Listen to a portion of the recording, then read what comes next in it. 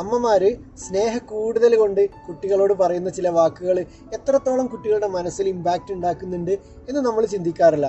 നമ്മൾ പറയാറുണ്ട്, നിന്നെ എനിക്ക് വേണ്ട എന്നുള്ളത്. നിന്നെ എനിക്ക് വേണ്ട. കുട്ടികൾ കുസൃതി കളിക്കുമ്പോൾ പറയാറുണ്ട്.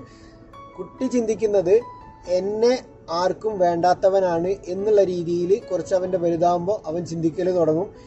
ജീവിതത്തിൽ നിന്ന് ഒളിച്ചോടുകയും അവന് മാറി ചിന്തിക്കാനും ജീവിക്കാനൊക്കെ ഉള്ള സാധ്യതകൾ കൂടുതലാണ്. രണ്ടാമത് നമ്മൾ പറയുന്നത്, നീ എപ്പോഴും ഇരുന്നെങ്കിൽ എന്ന് പറയും. ഇങ്ങനെ പറയുന്ന കുട്ടികളുടെ അവർ പക്വതയിലേക്ക് വളർന്നാലും കുട്ടികളുടെ സ്വഭാവം കാണിക്കാനുള്ള സാധ്യത കൂടുതലാണ്. പിന്നെ നിങ്ങൾ ആലോചിച്ച് നോക്കൂ, കല്യാണം കഴിഞ്ഞതിന് ശേഷം അവർ കുട്ടികൾ പറയുന്ന പോലെ പറയുകയാണ്, എനിക്ക് അമ്മയുടെ കൂടെ കെട്ടിപ്പിടിച്ച് കിടക്കണം എന്നൊക്കെ പറയുകയാണെങ്കിലുള്ള കാര്യം ആലോചിച്ച് നോക്കൂ.